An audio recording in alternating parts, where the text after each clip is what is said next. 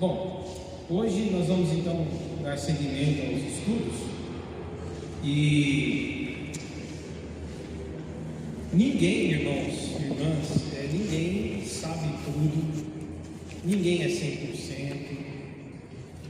Um dos professores que eu tive, o sobrenome era Guglielmo, ele era de descendência judaica.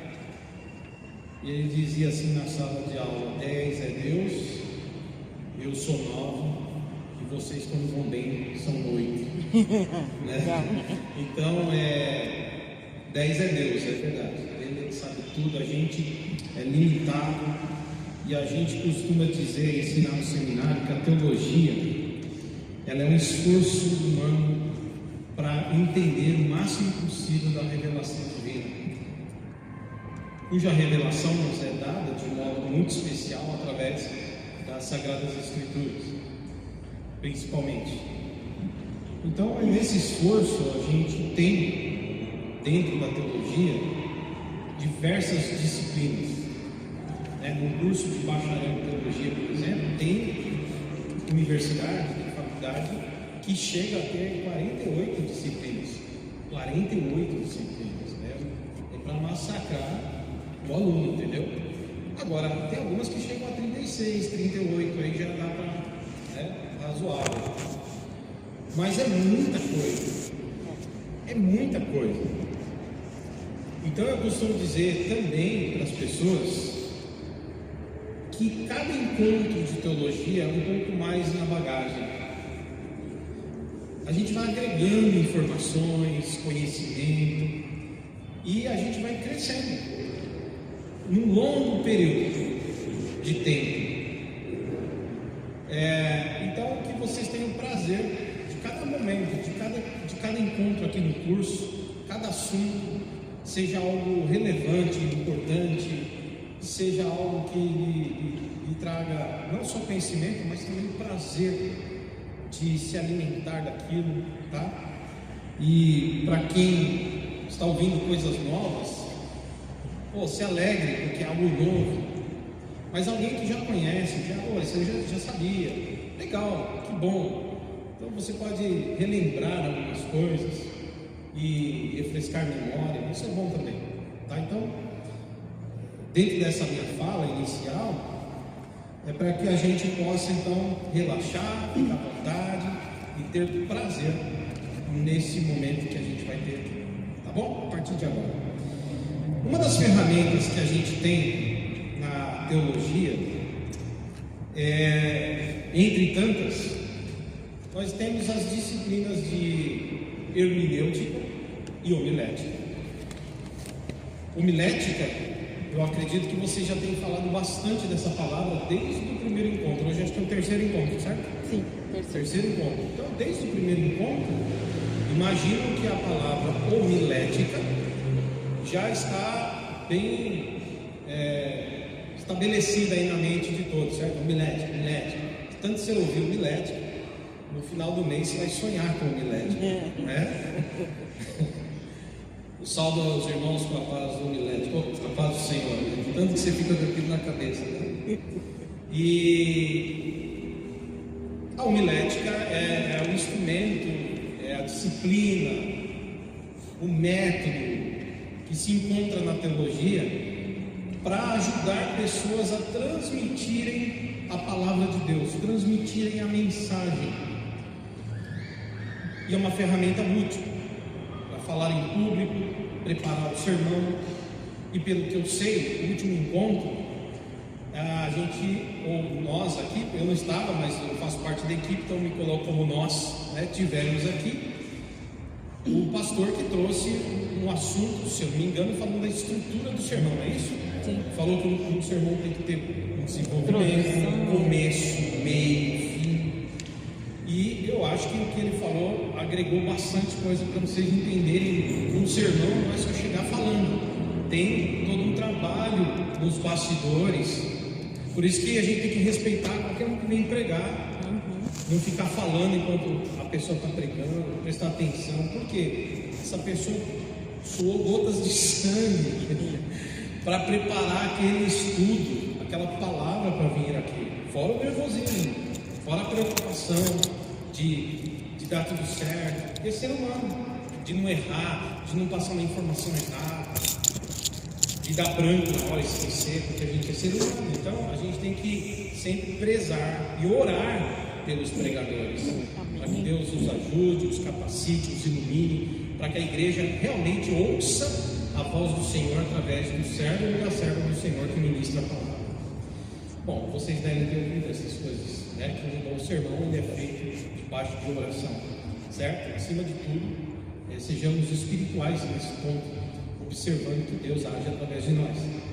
Então, fazer um sermão não é simplesmente chegar, pregar, em alguns lugares, né? A pessoa abre a Bíblia, né? Aqui, lá, e lê, fala o que vem na cabeça, e por isso muita gente morre espiritualmente, muita gente não é alimentada espiritualmente, não acrescenta nada no conhecimento, porque às vezes são ensinos totalmente sem contexto e tal. E depois eu vou falar mais da homilética em alguns outros aspectos que talvez ontem não foram abordados, né? Sobre introdução, desenvolvimento, conclusão, aplicação do texto. O pastor deve ter falado que o texto, você lê o texto, explica o texto, né? Depois você, por fim, aplica o texto com a conclusão. Esse é o roteiro, tá? Já viu aquela pregação que a pessoa prega, é só informação, e quando termina, o público que ouviu fica, tá, e eu faço o que com isso? Não, legal, Moisés foi lá e tal, aconteceu outra coisa. Não, Samuel fez isso, certo, mas e eu estou onde aí? Eu faço o que com essa informação? Você tem que ter consciência que aquela mensagem tem um alvo agora. Então não é só informação, é conteúdo para aplicação pessoal, ou seja, para a vida de quem ouve. Então é um cuidado muito importante que todos têm que ter. E a conexão, né, que você faz com o texto, né? Irmãos, eu vou pregar agora sobre Mateus, né? Aliás, abra o Evangelho de Mateus aí, que eu vou pregar sobre Mateus, não, vou usar Mateus para falar sobre Jesus e os discípulos. Aí ele lê o texto dos discípulos e daqui a pouco ele está falando do Jeremias, do profeta Jeremias, e daqui a pouco foi para Daniel, e daqui a pouco ele termina em Apocalipse. Aí você fala, peraí, calma. Ele começou nos discípulos, está em Jeremias, você sai mais perdido do que quando entrou, entendeu? Porque você fala, Deus falou e falou o quê? Né? Que Deus confuso. Então tem que ter a sua mensagem tem que ter conexão, entendeu? Você sabe que tem que ter um alvo, tem que ter um objetivo, senão você fala muita informação, às vezes mais atrapalha do que ajuda. Amém? Não tenha pressa para pregar, você vai ter até ver Jesus voltar para pregar. Então dá para pregar bem calmo, com pouca informação, um pouco de informação por dia é o suficiente. Amém? Mas eu vou falar mais sobre agora, daqui a pouco, sobre a postura do pregador e tal. Só trazendo essa informação, porque junto a isso, junto ao preparo do sermão, a conexão do sermão, existe outra ferramenta que é útil para preparar o sermão, e é a hermenêutica, tá? Tá bem assim, pastor? Então, beleza. Estou bem, por enquanto, assim, estou bem. Obrigado, viu? Deus abençoe. A hermenêutica. Hermenêutica que é a ciência que a gente usa para interpretar textos. E se você tiver caderno, caneta, você pode anotar algumas coisas que eu vou falar. Eu peço desculpas, eu falei com a Cimê, inclusive, eu tive uma semana corrida, não tive tempo nem de acessar o computador para ficar fazendo slide, para trazer para vocês. Porém, semana que vem, se Deus permitir, nem que seja no formato de Word, pelo menos, ou transforma ele em PDF, tudo que eu vou falar aqui para vocês, eu vou mandar no grupo, tá bom? Quem está no grupo, levanta a mão.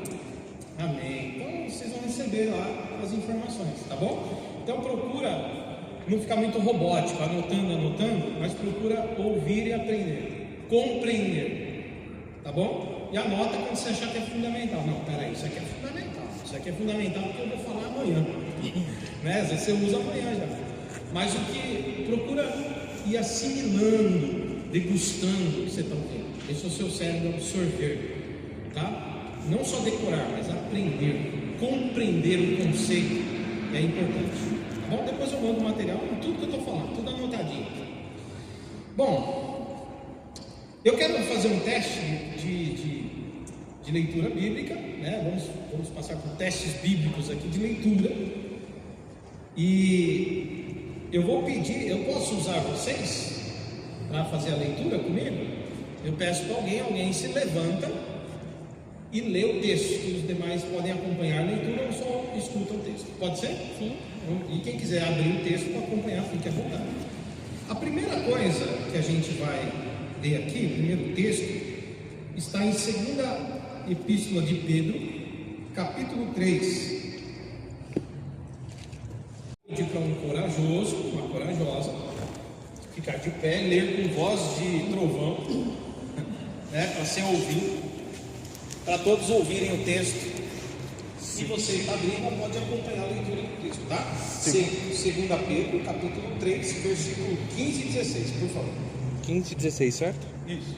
E tende por salvação a longanimidade do nosso Eterno, como também o nosso amado irmão Paulo vos escreveu segundo a sabedoria que lhe foi dada. Falando disso, como todas em suas epístolas, entre as quais há pontos difíceis de entender, que os indutos e os inconstantes torcem igualmente as outras escrituras para a sua própria perdição. Obrigado, João. Olha só, o texto aqui é Pedro falando, através da sua carta, reconhecendo que o irmão Paulo, o apóstolo Paulo, escrevia nas suas epístolas coisas difíceis de entender.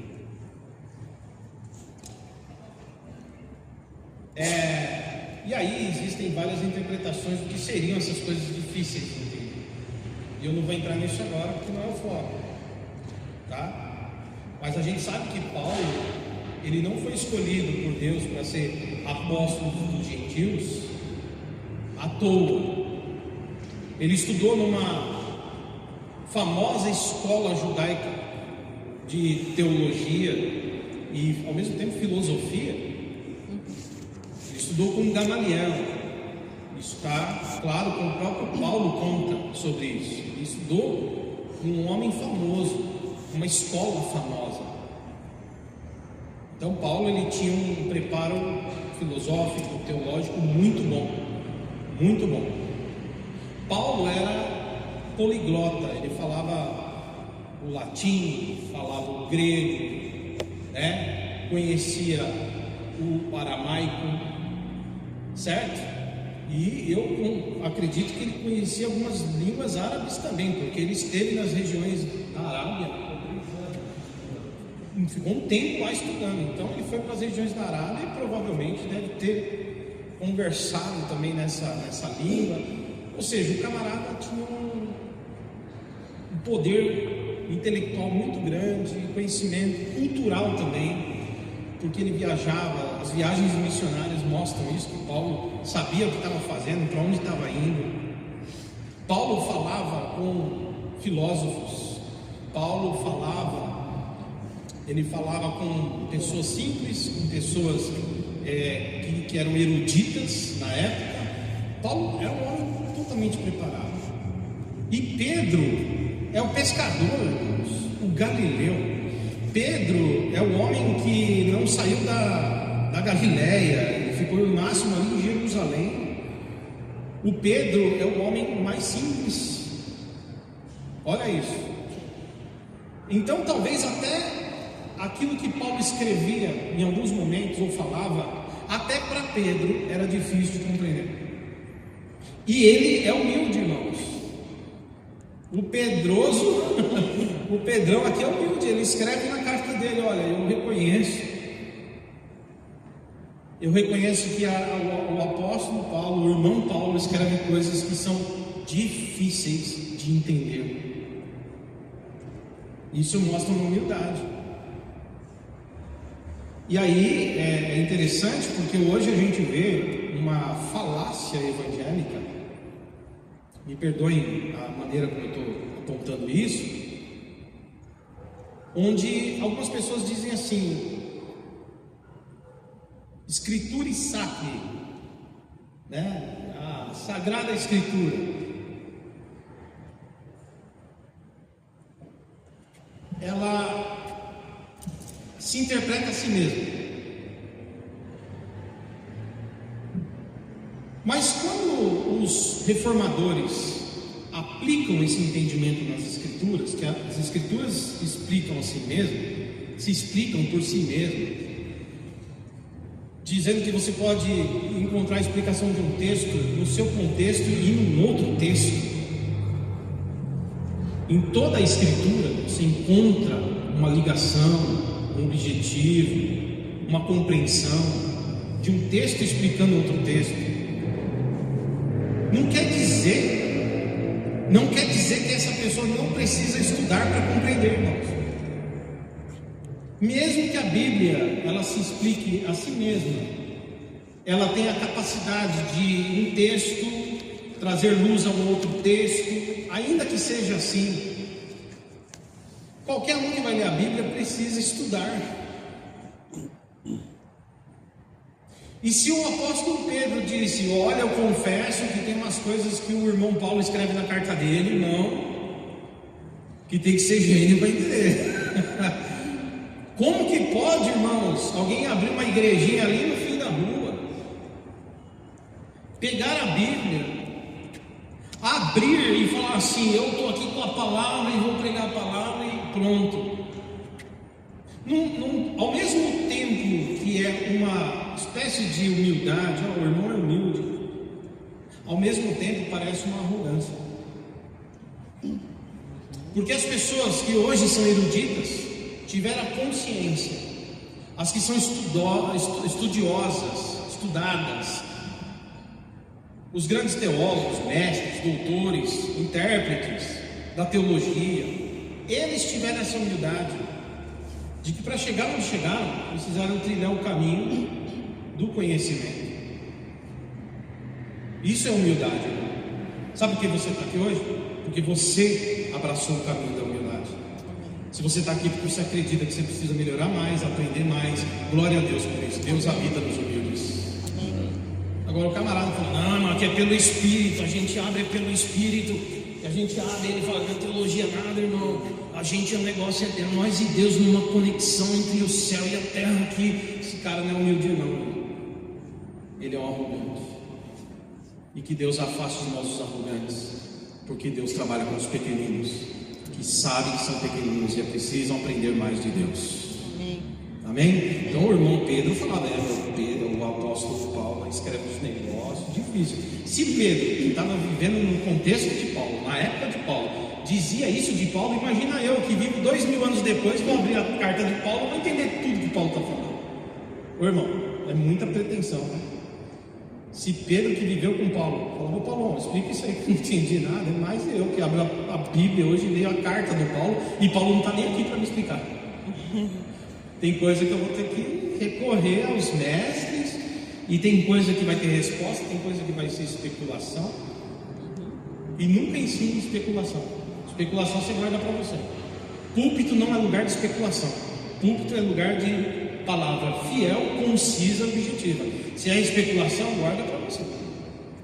Os demônios devem ser os discos voadores, guarda para você, pelo amor de Deus, guarda para você, tá bom? Guarda para você. Especulação, a Bíblia está dizendo isso? A Bíblia disse isso? Está claro para você isso? Não está claro, então não fala. Se não está claro, não fala, senão você corre o risco de falar besteira, de falar bobagem, mentira, invencionice. Se não é claro, não fala. Tá bom? Estão entendendo? Amém. Tem coisas que são difíceis sim de entender na Bíblia, e nós costumamos dizer que existem lacunas teológicas, que são aqueles vácuos, ou aquele, parece que tem um abismo entre nós e a realidade de 2000 anos atrás, para o Novo Testamento, e mais tempo ainda para o Antigo Testamento. Então tem algumas coisas que a gente nem ousa tentar explicar, porque é especulação, a gente não tem certeza de nada daquilo, a gente tem mais ou menos uma ideia do que pode ser.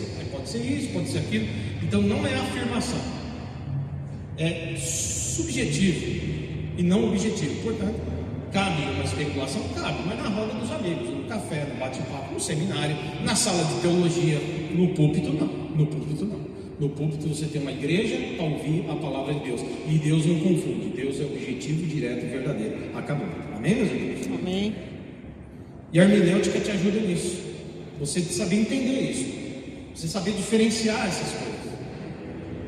Outro texto que eu quero que os irmãos leiam, Atos, bem conhecido esses textos, tá? Atos capítulo 8, a partir do versículo 29, alguém corajoso para ler? Atos 8, versículos 29 a seguir. Então o Espírito disse a Filipe: aproxime-se dessa carruagem e acompanhe. Correndo para lá, Filipe ouviu que o homem estava lendo, o profeta Isaías. Então perguntou: ó Senhor, em quem está lendo? Ele respondeu: como poderei entender se ninguém me explica? E convidou Filipe a subir e a sentar-se ao seu lado. Ora, a passagem da escritura que ele estava lendo era: foi levado como ovelha ao matadouro, e como um cordeiro mudo diante do seu tosquiador, ele não abriu a boca. Na sua humilhação lhe negaram justiça. Quem poderá falar da sua descendência? Porque a vida dele é tirada da terra. Então eu lhe disse a Filipe: peço que você me explique a quem se refere o profeta. Fale de si mesmo ou de outra pessoa? Então Filipe explicou, e começando com essa passagem da Escritura, anunciou-lhe a mensagem de Jesus. Seguindo pelo caminho, chegaram a um certo lugar onde havia água. Então o eunuco disse: eis aqui água, o que impede que eu seja batizado? Filipe respondeu: é lícito se você crê de todo o coração. Então ele disse: creio que o Senhor Jesus Cristo é o Filho de Deus. Então mandou parar a carruagem, ambos desceram à água, e Filipe batizou o eunuco. Quando saíram da água, o Espírito do Senhor arrebatou Filipe, e o eunuco não o viu mais. Amém. Tá aí. Mostra que essa pergunta é muito interessante. Porque o Filipe chega, guiado pelo Espírito Santo, ele chega até o etíope e ele pergunta: você está entendendo o que você está lendo aí? O homem está com o profeta Isaías na mão. E ele pergunta: você está entendendo aí o que o profeta Isaías está falando? E é interessante que ele diz: olha, eu estou lendo, mas não estou entendendo nada. Não é assim que a gente pega a Bíblia às vezes? A gente pega a Bíblia e fala: cara, eu estou lendo, mas francamente, eu escutei muitas pessoas falarem isso para mim. Eu estou lendo, mas eu juro, eu não estou entendendo nada. E é por isso que algumas pessoas nos dias atuais vão tentando melhorar a linguagem da Bíblia. Às vezes, por conta disso, acabam perdendo alguma essência, tá? Então eu costumo dizer que para estudo bíblico, eu acho que uma tradução mais clássica ela é mais válida porque está mais perto do original e tal. A tradução. Mas para um primeiro contato com as escrituras, para que as pessoas que não são da igreja, certo? Que não estão vivendo na igreja igual nós, de repente uma nova tradução na linguagem de hoje ajuda, de repente uma Bíblia um pouco mais atualizada no sentido gramatical, né? De repente a pessoa lê e entende um pouquinho melhor. Ainda assim irão ter contextos que ainda ficarão confusos para ele, mas ele vai conseguir ter uma aproximação maior do texto, tá? Então talvez seja esse o esforço da Sociedade Bíblica do Brasil e de outras, de tentar trazer uma linguagem mais acessível ao público leigo, que nós dizemos, né? Mas o povo que não é da igreja, que não tem essa familiaridade com a Bíblia, tá certo? Mas é interessante isso, porque o etíope diz: olha, eu não estou entendendo nada que eu estou lendo. Não tem ninguém que me explique. Eu acho que é isso que é legal. A gente está num curso, e a teologia, o curso de hermenêutica, enfim, ajuda você a ter essa capacitação de você ajudar alguém a entender a Bíblia que está lendo. e explicar a mensagem, ou quando você estiver pregando, anunciando o Evangelho, você conseguir também passar de forma mais fiel, ou mais próximo disso possível, a mensagem do Rei. Amém, meus irmãos? Então, eu usei esses dois textos como base, porque, veja, o etíope, ele era convertido ao judaísmo, ele era um judeu, ele estava indo para as festas lá no templo, ele estava indo lá celebrar, e ele tinha acesso, pelo menos não em toda a escritura, já que eram rolos, né? Mas ele tinha acesso, pelo menos ele tinha ali o profeta Isaías com ele. E então ele tem uma dificuldade enorme de entender o que exatamente aquele trecho falava. E graças a Deus, né, Filipe, que tinha um conhecimento disso por conta do ensino, né, que ele estava tendo com a igreja inicialmente, ele consegue mostrar que aquele texto falava do Senhor Jesus. Ele fica bem claro, o etíope ele fica tão feliz. Olha só, irmãos, o que acontece quando a gente entende um texto. A gente se alegra. Eu entendi esse texto lá. O etíope ouviu, lógico, ele se alegrou com Jesus. Ele falou, cara, esse é o Messias, então é o Salvador. Claro, a mensagem da salvação que alegrou o coração dele. Mas agora o texto faz sentido. É tão bom quando o texto faz sentido, quando você fala, meu, esse texto, eu estava com essa Bíblia há 20 anos na minha estante. Eu li esse tempo o tempo todo e agora faz sentido. Como é gostoso isso, parece que a gente, né, realmente descobriu algo que estava sempre ali, na verdade. E era a gente que não estava, na verdade, se preparando o suficiente para entender, tá? Lógico, salvo aqueles textos são muito complicados, né? Mas grande parte a gente consegue hoje, graças a Deus, compreender melhor, graças a Deus. Mas, então essa é a importância, tá? De a gente ter essa consciência de que tem muita gente, às vezes até dentro da igreja, não entendendo a Bíblia. Daí está a nossa responsabilidade de aplicar-se, de nos aplicar ao estudo contínuo, sem parar. Não tem, deixa eu falar, até quando o pastor tem que estudar? Até Jesus Cristo voltar. Porque a gente não pode atrofiar, sabe? A gente esquece muita coisa. Então tem que estar continuando lendo. Terminou de ler a Bíblia? Começa do zero, começa de novo.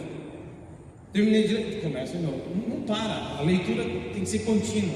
O estudo contínuo, aplique-se a ler, aprender mais, conhecer mais, sem perder a espiritualidade, sem deixar a vida de oração, porque é o Espírito Santo também que dirige a nossa vida.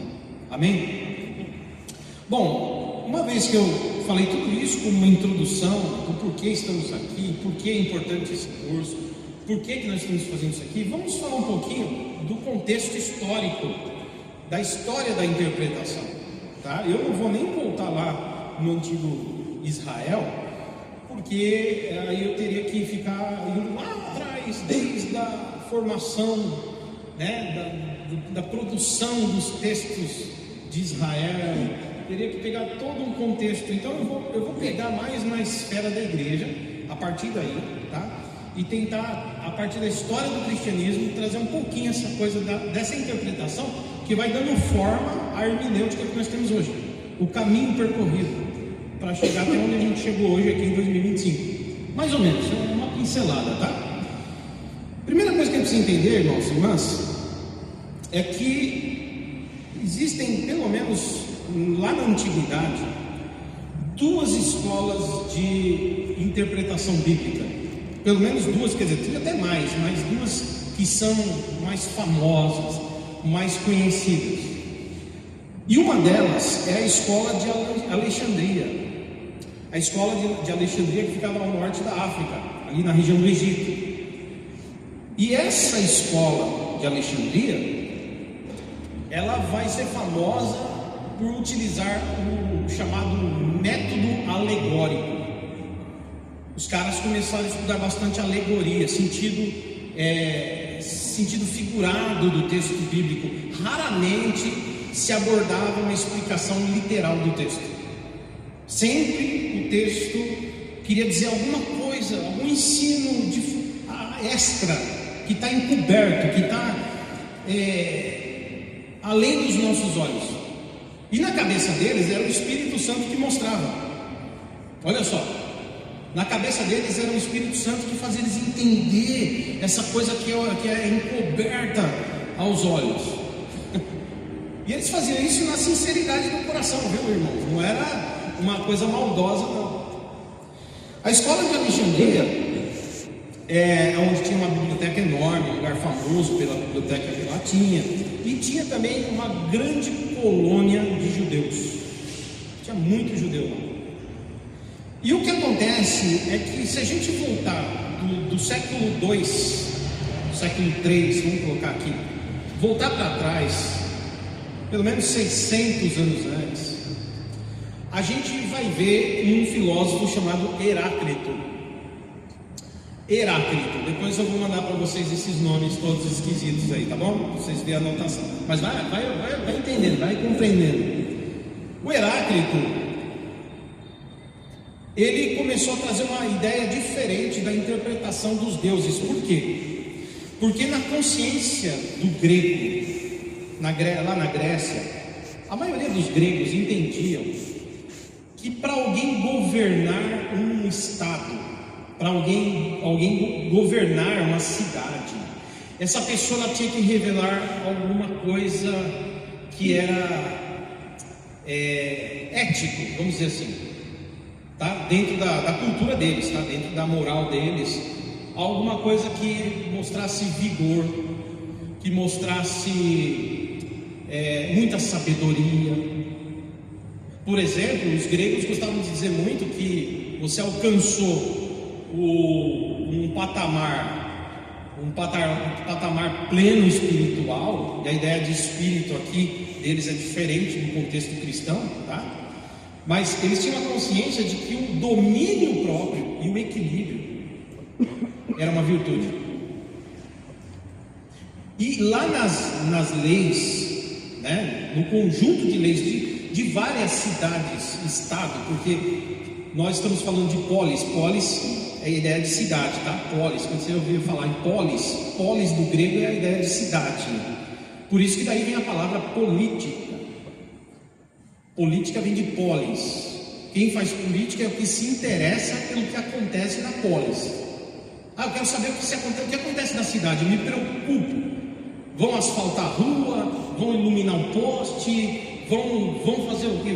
Vão tapar os buracos. Eu estou me preocupando com os assuntos da cidade. Portanto, a polis me diz respeito, então eu estou envolvido. Isso é fazer política, estar antenado e participante e atuante do que acontece na sua cidade. Ok? Por isso que lá, ao mesmo tempo, daí vem a palavra idiota. A palavra daquele que se afasta da polis, não quer saber nada da polis, é o total alienado. Daí vem a palavra, o idiota, que está ilhado. O eu longe dos demais. Idiota. Certo? Essa é a ideia. Hoje virou outra coisa, né? Mas esse era o contexto original. Quando alguém falava assim, o cara é um idiota, naquela época, não era assim, cara, nem esse idiota. O idiota era o cara que nunca está nas reuniões da polis, não participa nada da nossa democracia. Democracia grega, que não é a nossa democracia, tá? É uma outra democracia.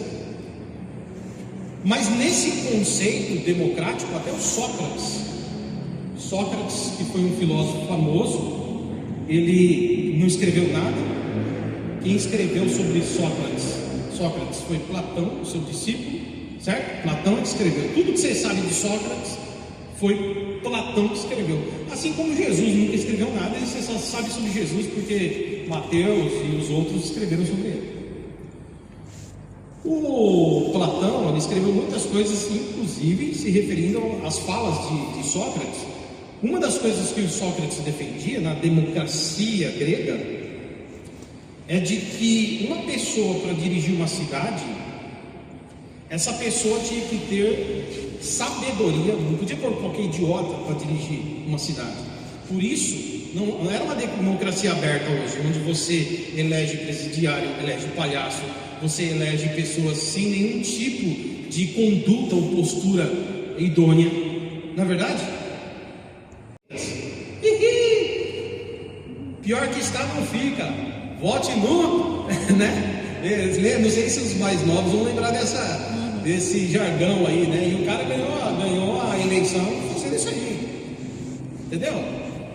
Lá não, cara. Lá era um grupo seleto que era eleito.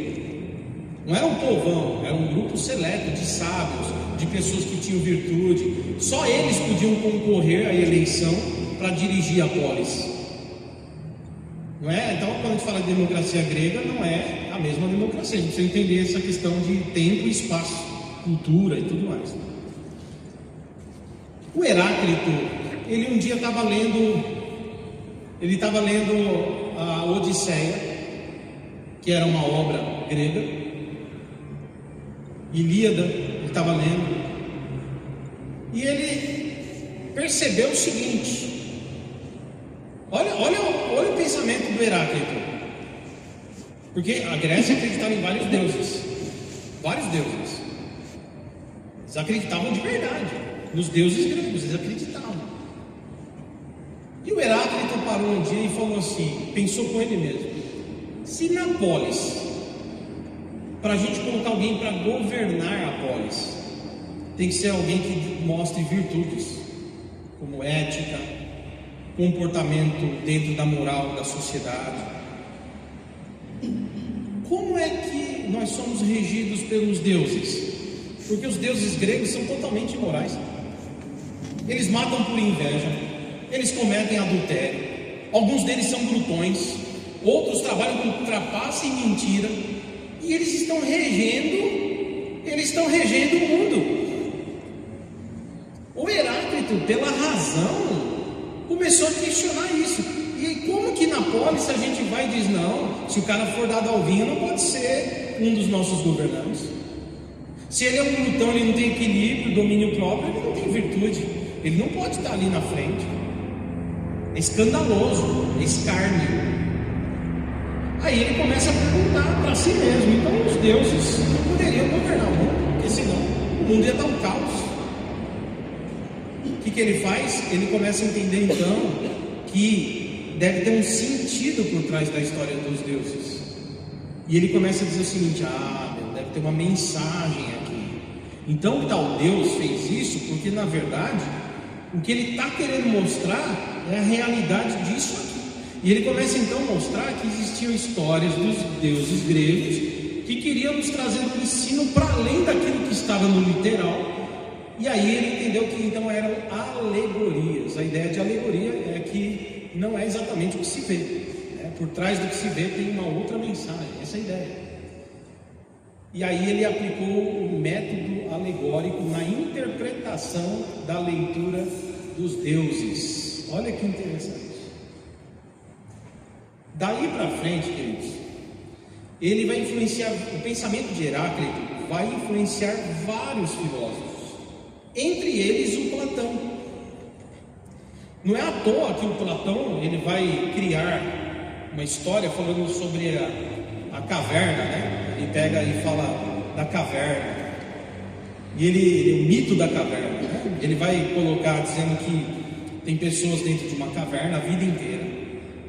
Elas ficam olhando para o fundo da caverna, e no fundo da caverna, na parede, lá dentro, eles ficam olhando para dentro da caverna.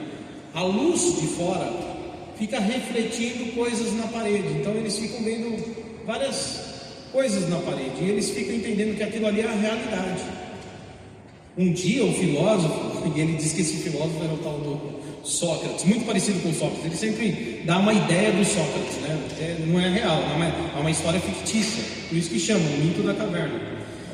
Ele vai se libertar, e um dia ele vai ousar olhar para trás e sair da caverna. E quando ele sai da caverna, ele vê que a realidade é outra, e aquilo que se vê na parede são as sombras. Ele fala: rapaz, aquilo na verdade é uma projeção da realidade. Daí ele volta correndo para avisar os demais. Ele vai avisar os demais. O que eles fazem? Você é louco? Você pirou? E matam o filósofo na paulada. Porque ele quis dizer que o que eles estavam vendo não era aquilo. Bom, o Platão ele vai trabalhar a ideia de física, metafísica, mundo das ideias. É um mundo superior ao mundo que você vê. Tem um mundo que é superior, ele é o mundo da razão, o mundo das ideias. Bom, esse pensamento do Heráclito, depois do Platão, vai ganhar uma notoriedade tão grande no mundo grego que vai chegar em Alexandria. E aí surge então um filósofo judeu chamado Filo. O Filo era judeu, tinha as escrituras, ele lia a Septuaginta, né, a versão dos 70. Lembrando os irmãos que a Bíblia que Jesus usou, que os discípulos usaram, provavelmente também foi essa Bíblia que é a tradução grega, tá? O Antigo Testamento, escrito em hebraico, foi traduzido por sábios judeus, certo? E esses sábios judeus traduziram para o grego, para a língua grega. E é bem provável que os discípulos de Jesus e muitos deles leram ou tiveram contato com essa tradução. Lembrando a todos que o Novo Testamento foi escrito em grego também, certo?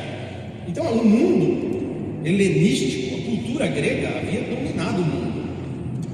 Até os romanos aproveitaram que agora o império que dominava era Roma, no século I, no tempo de Jesus. Mas eles absorveram o que eles podiam da cultura grega. Isso, tiraram deles todo o conhecimento e usaram o conhecimento, inclusive muitos deuses, né? Conseguiram fazer um paralelo de deuses romanos com o deus grego, um paralelo, né? Só muda o nome. Sim.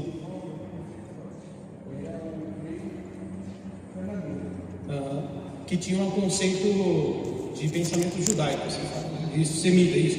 O pensamento, é isso que ele falou. O pensamento, as pessoas escreviam em grego, mas pensavam de forma judaica, tá? Isso, por isso que muitos gentios não entendiam também o Novo Testamento, embora fosse em grego, mas o conceito das palavras era um conceito hebreu, tá? Então tem isso no primeiro momento. E aí tem o grego koiné, o grego comum ao povo, sem nenhum tipo de aprofundamento.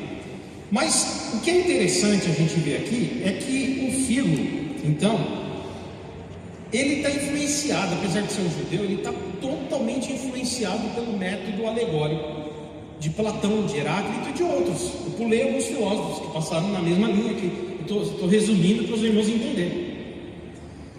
Bom, aí chega o cristianismo. E o cristianismo de Alexandria vai ser totalmente influenciado pelo método alegórico. Os irmãos estão entendendo? Porque nós somos os cristãos no contexto que a gente vive, irmão. Por que você come arroz e feijão? Porque você mora aqui. Se talvez eu fosse lá da China, eu não sei falar mandarim, não sei falar nada dessas coisas aí, tá? Mas assim, vamos supor que eu estivesse na região lá, nós agora a igreja, e eu estivesse falando com vocês aqui na língua deles, vocês também todos chineses aí, tá? Não, todo mundo chinês aqui, e a gente estivesse falando. Espero que eu não esteja blasfemando contra Deus em outra língua, eu não sei nem o que eu estou falando aqui. Deus me perdoa, o Senhor sabe da minha ignorância. Mas imagina que eu falasse aqui no curso agora, daqui a pouco nós vamos ter um escorpião frito ali, irmãos. Assim, escorpião frito, que delícia. Vou comer um cachorrinho assado, Se eu falar isso para você vai vomitar aí. Falar, o que você trouxe, pastor? Eu trouxe escorpião no molho. Você ia falar, asa de morcego frita. Você ia falar, meu Deus do céu, mas é outro contexto. Então nós somos a igreja do contexto que estamos. Não esqueça. Muita da nossa teologia, por exemplo, se choca com a teologia oriental. A teologia oriental é desenvolvida dentro da cultura e visão do Oriente. A teologia do Ocidente é dentro do Ocidente. Entendeu? E isso provoca algumas mudanças. Enquanto para nós, na nossa teologia, a perda, por exemplo, do Gênesis, capítulo 3, quando o Adão e Eva, que a mulher não tinha o nome de Eva ainda, né? Mas o homem e a mulher, Adão e a sua mulher, quando eles cometem um pecado contra Deus e eles percebem a sua nudez, na teologia ocidental diz que a nudez deles é vergonha. Nossa teologia fala, é a exposição do pecado que trouxe vergonha um ao outro e diante de Deus. Então eles querem se vestir, eles querem cobrir a vergonha que é o que? Resultado do seu pecado. A teologia oriental não trata isso assim. Se você for hoje conversar com um teólogo lá no Oriente, um pastor, ele vai falar, não, tudo bem, mas aí não é pecado. Aí é ruptura de intimidade. Se cobriram porque só fica um com o outro quem é íntimo. Por isso que a Bíblia diz que não existe mistério maior do que o casamento, como Cristo e sua igreja.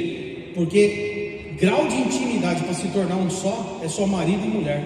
Estão nus e não se envergonham. Eu sou casado, eu não fico com vergonha de estar nu diante da minha esposa. Mas se eu ficar nu diante de vocês, eu nunca mais venho aqui.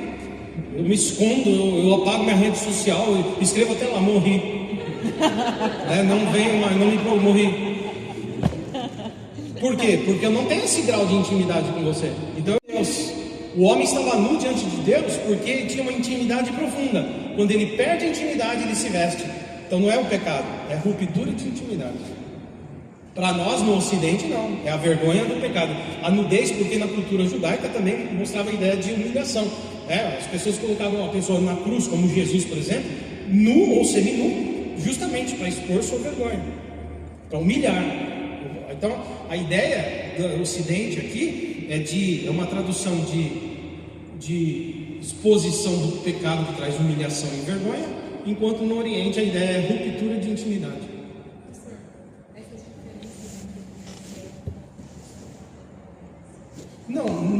Não nesse ponto. Nesse ponto não. Por quê? Porque a gente tem ainda aquilo que na aula até falei em uma das aulas, teologia fundamental, central, ou teologia periférica, ou de ordem secundária. Por exemplo, Jesus vai voltar. É uma teologia central. Nós cremos literalmente na volta do Senhor Jesus.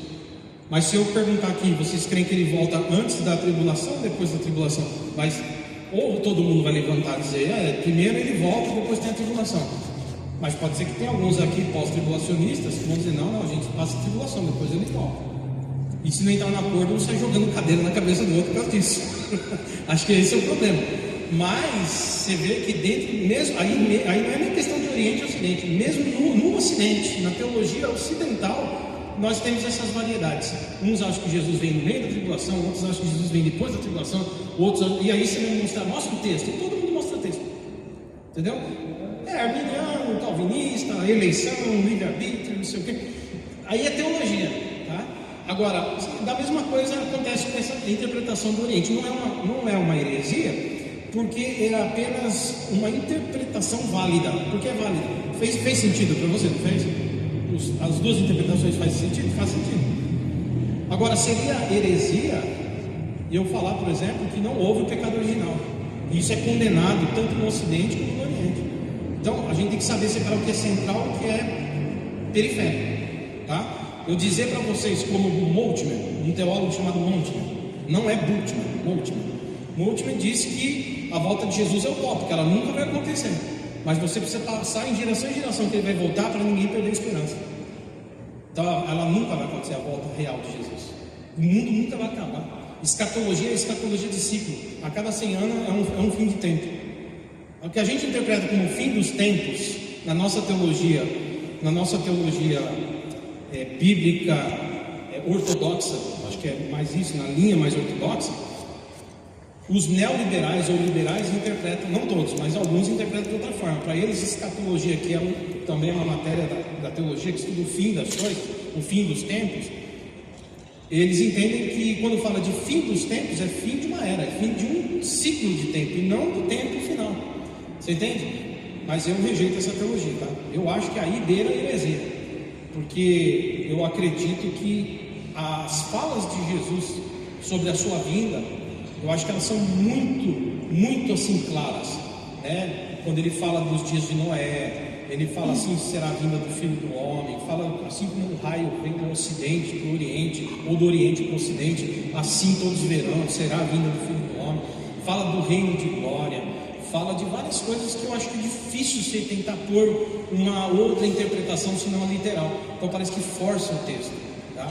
Então eu acho que nesse caso a teologia, ou o que sobrou dela, da teologia literal, ela faz um estrago no sentido ortodoxo da coisa. Aí eu acho que a gente pode ter que considerar um ensinamento herético, que tipo tira você do foco da fé, né?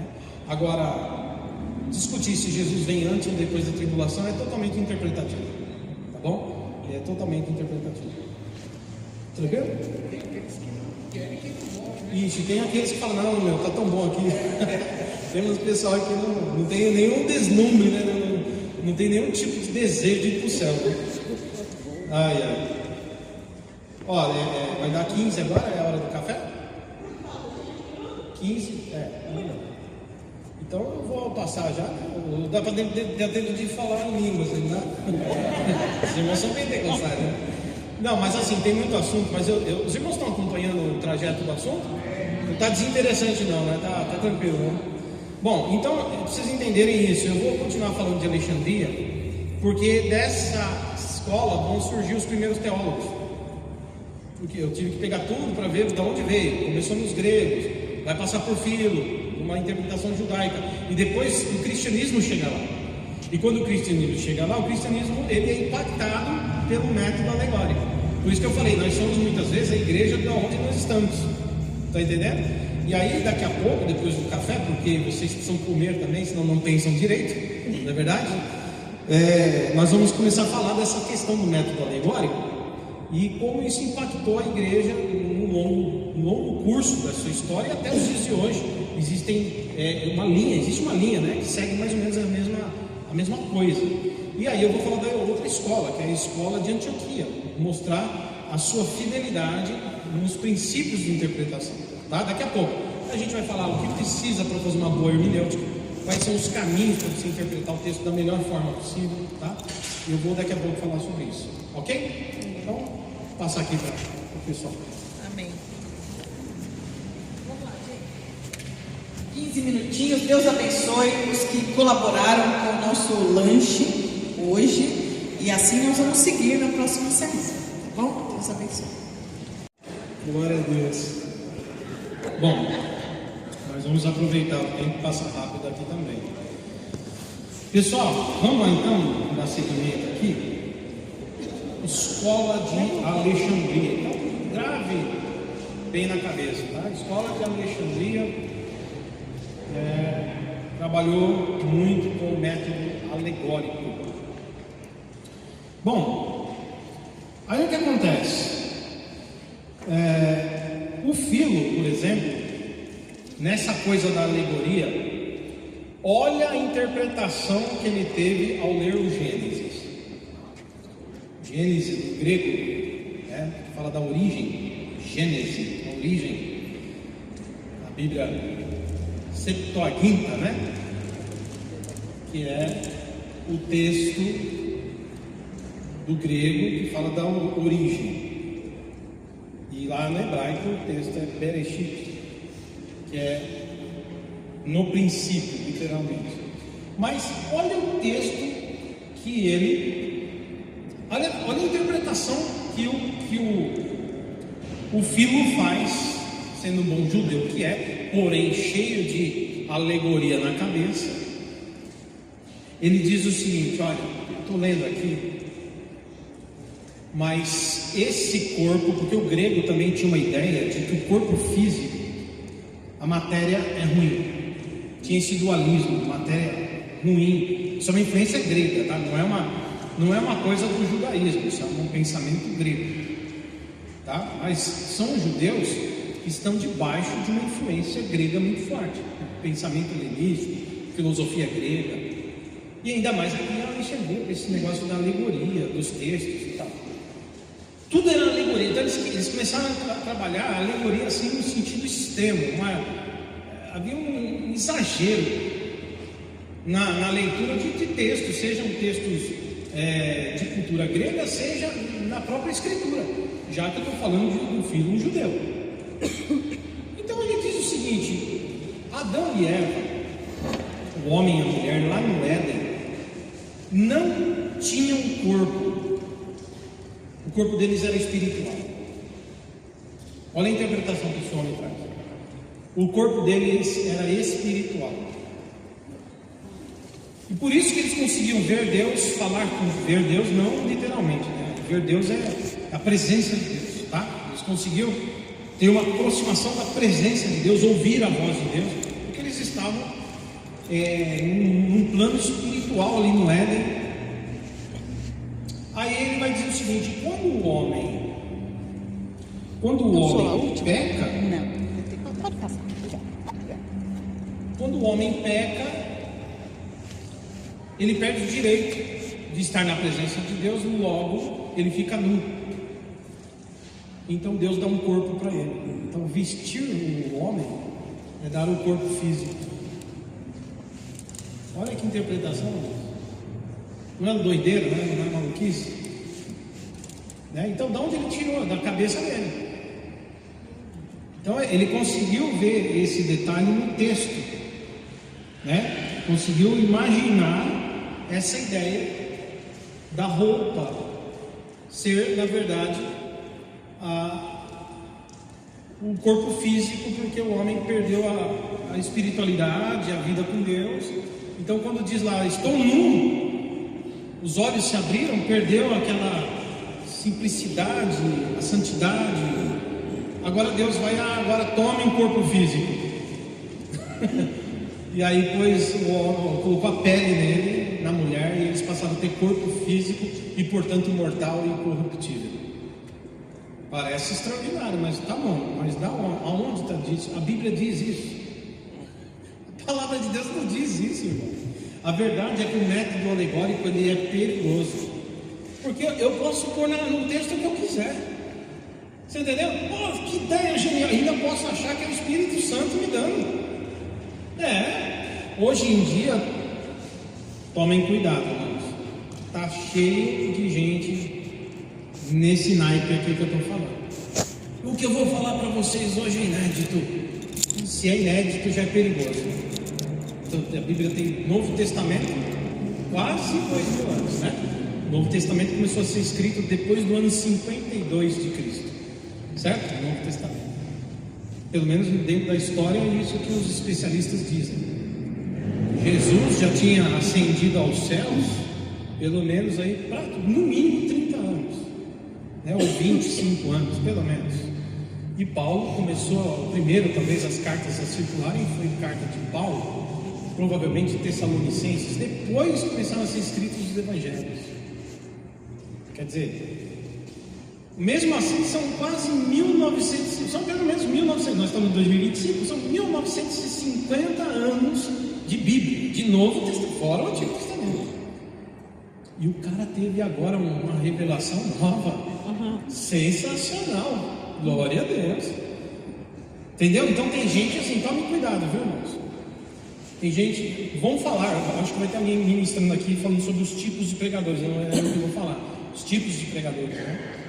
Outra pessoa, imagina que ele vai falar, abordar muita gente aí que não prega, faz show, né? Entendeu? E a gente vê, cara, cada coisa acontecendo, então tomem cuidado. Por isso que a gente tem que ser meio bereano, meio não, completamente bereano, sabe? Começar a olhar se aquilo é assim mesmo. Tá, pastor, você tirou da onde? Não, revelação. Não, revelação é a Bíblia explicando a Bíblia, meu irmão. E os métodos que a teologia nos oferece. Passou disso, cara, você tem que tomar muito cuidado. Muito cuidado, tá? Então, essa interpretação é uma doideira. Depois dele, apareceu um homem muito importante, aí já cristão, já é o cristão, chamado Barnabé. Não é o Barnabé que andou com Paulo, esse aqui é o outro Barnabé, tá? Porque tem o Barnabé que andava lá com o apóstolo Paulo, esse aqui é outro, tá? O Barnabé de Alexandria, ele também surgiu, ensinando alegorias para a igreja. Depois dele apareceu o Pantenos, não é nome de shampoo, tá bom? Pantenos. Você está com o cabelo ceboso, use Pantenos, não parece? Mas não, é o nome do pastor. O pastor chamava Pantenos. E o Pantenos, irmãos, ele também vai trabalhar isso aí, né? Ele vai trabalhar os métodos alegóricos. Aí vai aparecer um homem importante na história de Alexandria. Ele se chamava Clemente de Alexandria. Esse deve ser conhecido de alguns aqui. Não é o Clemente de Roma, tá? Porque tem outro Clemente. Esse aqui é o Clemente de Alexandria. O Clemente de Alexandria, ele é enquadrado entre os pais da igreja. Para quem ainda não é familiarizado que eu estou falando, explicar para vocês. Depois da morte dos apóstolos, Deus levantou uma liderança, os bispos da igreja. E esses bispos da igreja, os principais que a gente conhece, eles vão trabalhar na defesa da fé. Aí a gente tem os pais apostólicos, que são aqueles que eram discípulos dos apóstolos, os pais apostólicos. A gente vai ter os pais apologistas, aqueles que defendiam a fé. Por isso que você tem uma matéria chamada apologética, que é a ideia de defesa ou elogio à fé cristã, certo? A gente vai ter os pais polemistas, que são aqueles que entram nas discussões teológicas. E nós temos aí os grandes teólogos, né? Os pais que trabalham com a teologia, que vão desenvolver essa teologia de uma maneira mais clara e concisa até os dias de hoje, dando base para a nossa teologia hoje.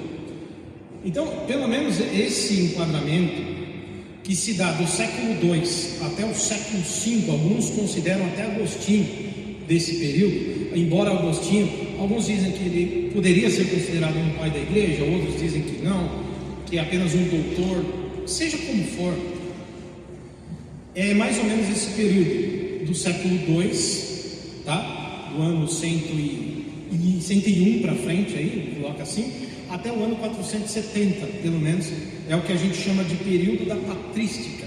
Patrística da ideia dos pais da igreja, que foi o nome, por isso que você chama o padre de padre, porque no latim, pais da igreja são os padres da igreja, são os padres, tá? É a ideia de que eles eram aqueles que cuidavam do rebanho, auxiliavam a igreja na sua fé, e eles foram muito importantes, inclusive para dar base à nossa teologia hoje.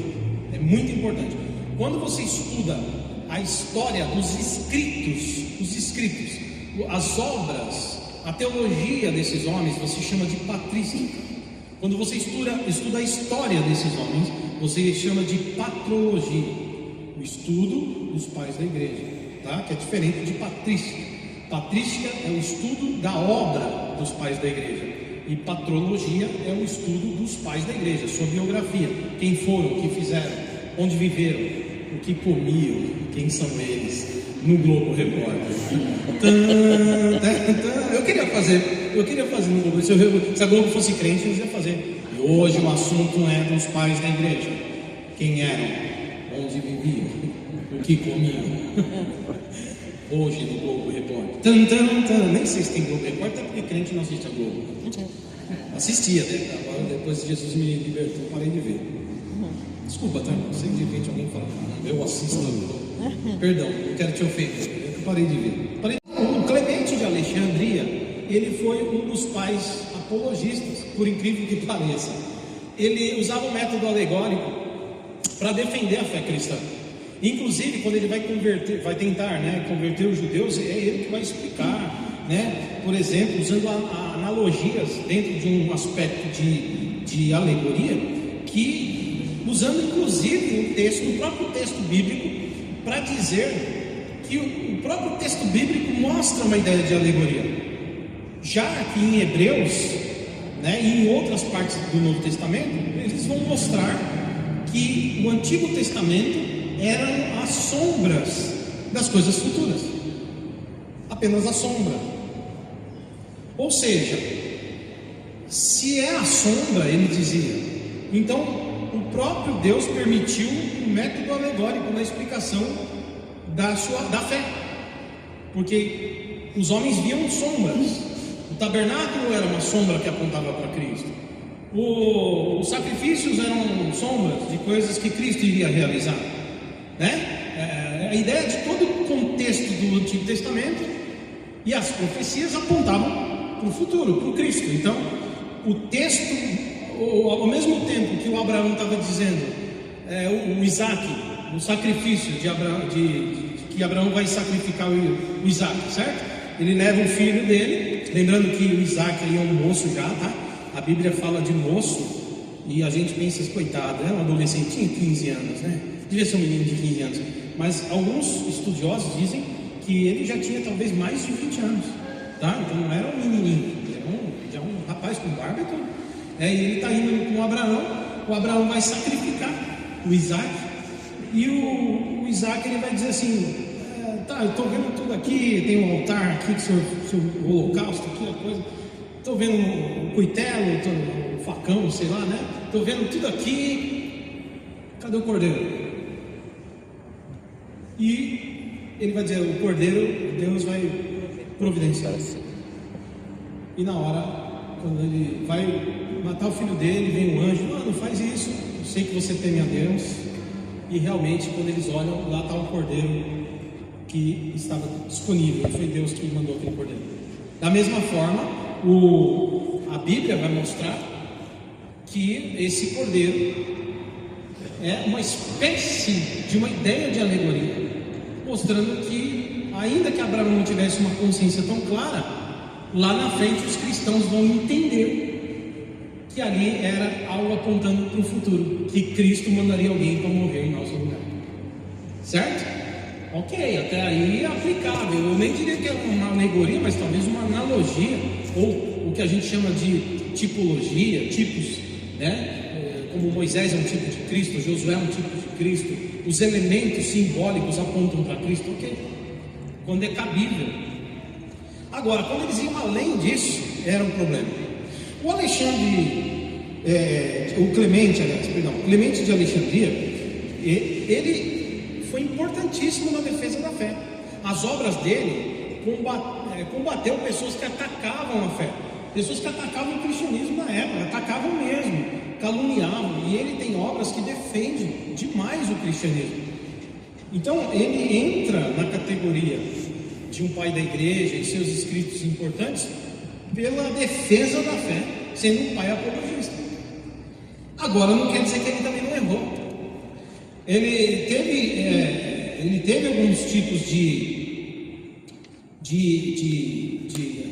como que eu posso dizer, alegorias, né, que ele usou para aplicar em textos, que ele tirou da cabeça dele.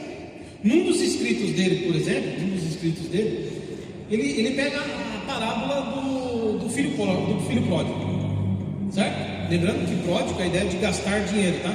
Gente que gasta sem responsabilidade, essa é a ideia. Alguns teólogos dizem que esse subtítulo, o filho pródigo, está ali porque o filho gastou tudo que era do pai, sem compromisso, sem responsabilidade, sem consciência, gastou tudo, destruiu a fortuna que o pai construiu.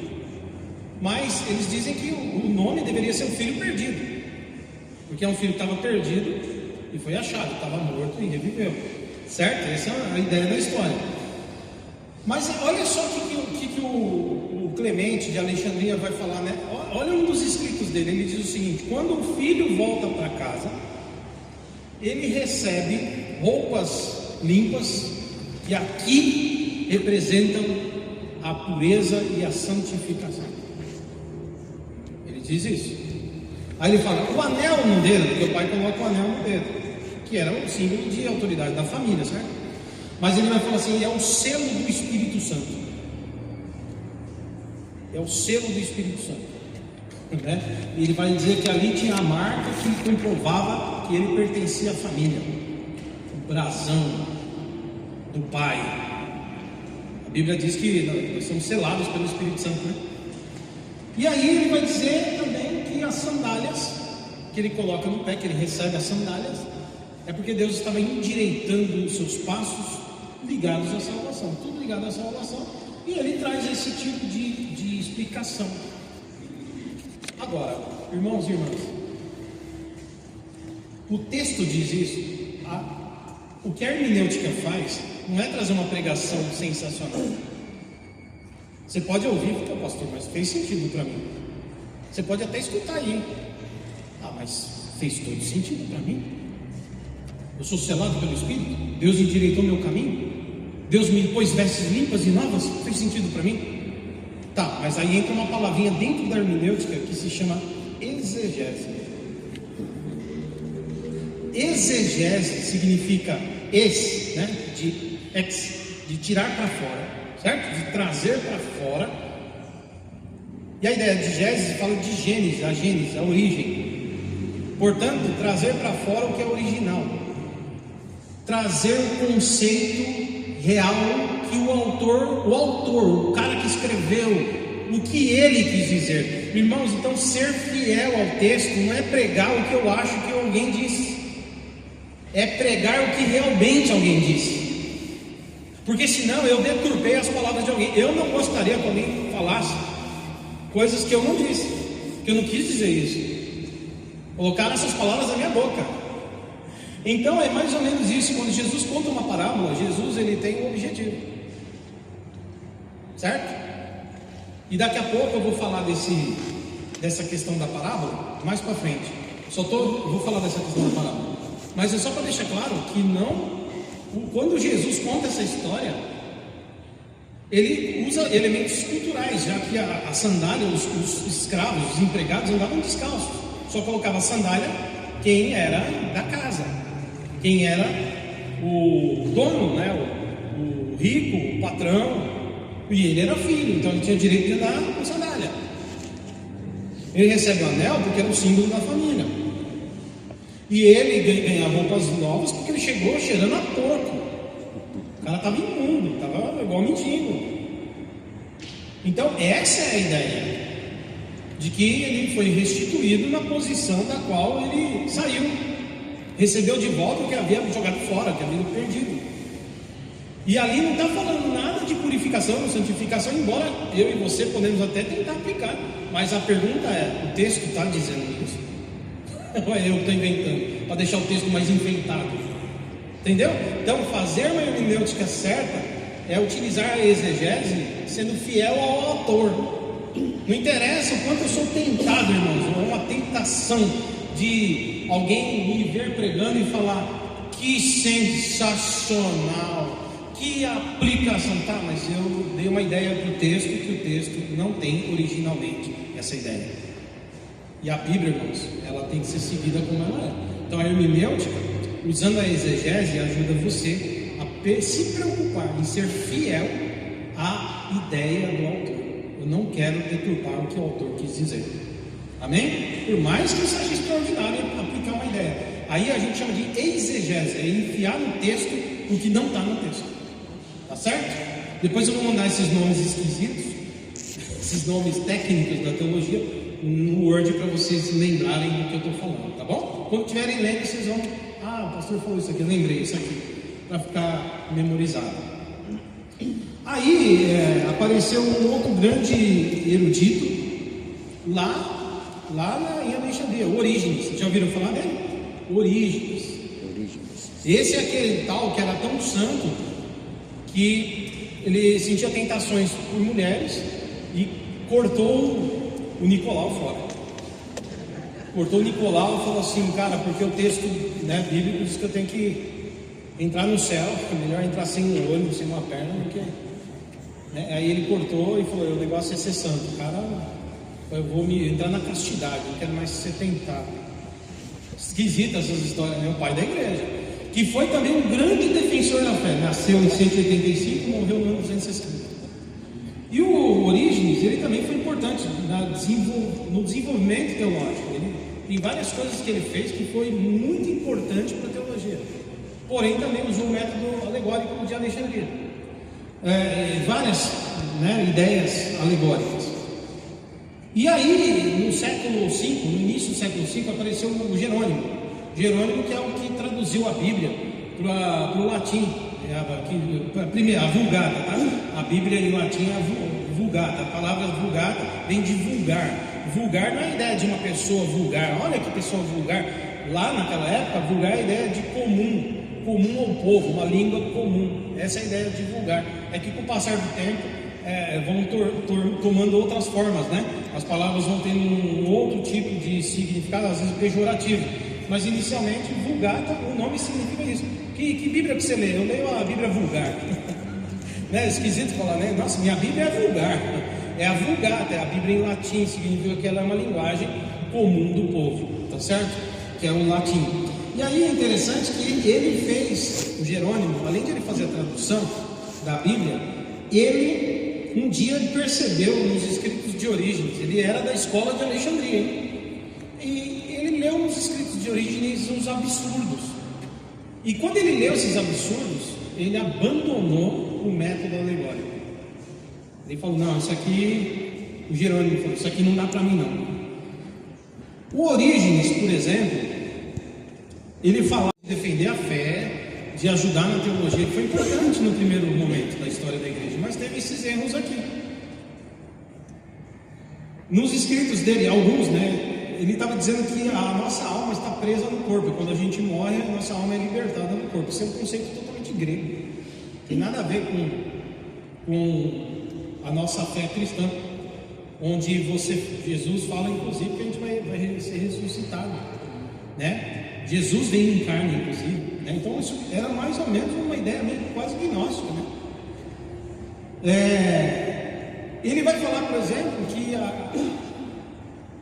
o Adão, Eva e a serpente pode ser entendido também como o homem é o que pensa, porque ele é o cabeça. A mulher vive nas emoções, portanto ela que sofre as coisas da emoção. E a serpente simboliza a tentação do inimigo. Então ele vai também dizer que Eva não existiu, nem Adão. Adão e Eva não era real, não era mesmo. Deus não fez mesmo, não existia um homem ali chamado Adão. Mas é uma história que Deus inventou. Olha, uma história que não Deus, né? Os primeiros hebreus inventaram para dar a ideia de um ensinamento de que o homem, quando ele foi feito para ser cabeça, racional, mas às vezes ele dá lugar à fraqueza, simbolizado pela mulher, pelas emoções, já que a mulher sempre foi mais emotiva,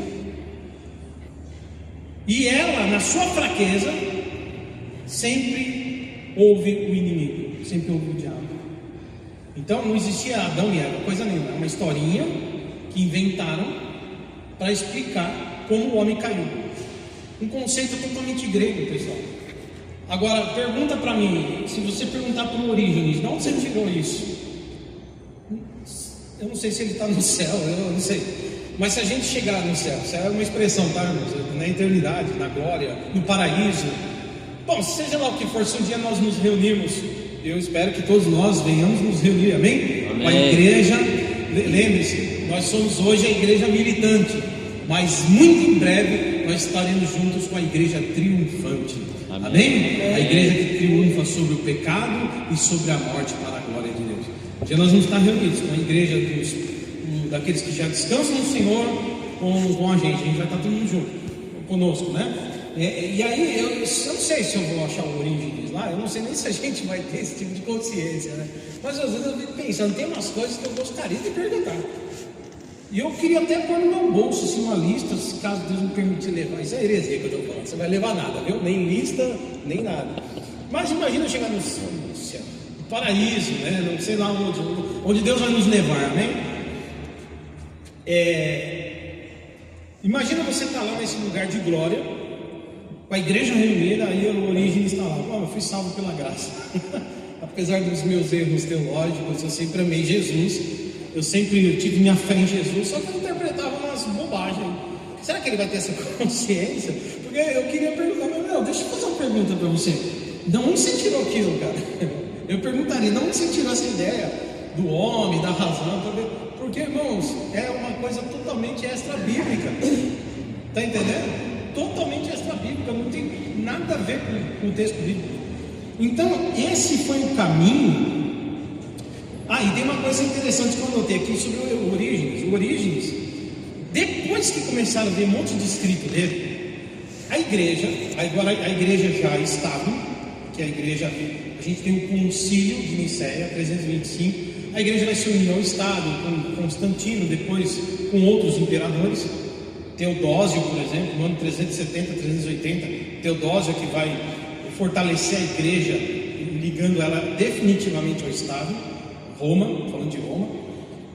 E aí a gente vai ver o seguinte, que a igreja, num concílio, descobre que os escritos do Orígenes, apesar de ter uma relevância no primeiro momento para a teologia, ele escreveu mais bobagem do que coisa certa. Então, 100 anos depois da morte dele, a igreja condenou Orígenes como um herege. E aí ele foi condenado como um herege. Mas demorou 100 anos. Isso o que fizeram também com John Wycliffe. Já ouviram falar de John Wycliffe? Na Reforma Protestante, a Igreja Católica não queria que a Bíblia fosse traduzida para a língua, para os idiomas comuns. John Wycliffe era inglês e ele foi um dos importantes tradutores da Bíblia para a língua inglesa, e era proibido. Era proibido. O que a igreja faz? Ela condena essa atitude do Wycliffe, certo? E aí, depois que o Wycliffe morre, a igreja fica debatendo sobre o futuro do Wycliffe. E aí, depois de 32 anos, eles vão lá, desenterram um corpo e queimam ele na fogueira da Inquisição. Verdade, tiveram um trabalho de 32 anos depois de desenterrar o cara e queimar ele no fogo. É umas coisas medieval, não é? Que trabalho, né, mano? Que trabalho, meu Deus. É cada coisa, né? Bom, então assim, os irmãos estão entendendo essa coisa da Alexandria? Ficou claro? Tem várias outras ideias, tá? Que eles vão trabalhando. Eles vão trabalhando várias ideias alegóricas. Aí a gente tem outra escola, que é a escola de Alexandria, de Antioquia, que está na Síria, antioquiana, tá? E nessa escola a gente já vai ter aula aqui até 10 horas? 10. Até 10? Nossa, eu vou acelerar então, tá? Rapidinho. Nessa escola de Antioquia a gente vai ter alguns nomes, tá? Alguns nomes importantes. Deodoro de Tarso, o Teodoro de Mopsuestia, e a gente vai ter Luciano Samosata, a gente vai ter também o mais famoso, João Crisóstomo. Esse é bem conhecido, tá? Também aí da época da patrícia. Esses teólogos que eu falei, eles preferiram, sabe, na escola de Antioquia, fazer uma tradução mais fiel ao literal, fugindo da alegoria. Por isso que nessa tradição da fidelidade das Escrituras, essa escola, na história, ela é mais bem vista do que a Alexandria.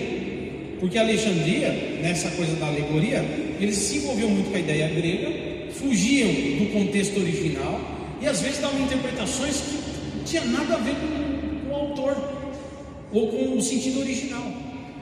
Então o que acontece? Esses teólogos e muitos outros, estou dando alguns nomes aqui apenas, eles vão trabalhar o mais literal possível com o texto, tá? Por exemplo, eles vão respeitar, mas eles vão entender que existem na Bíblia toda, existem parábolas, existem hipérboles.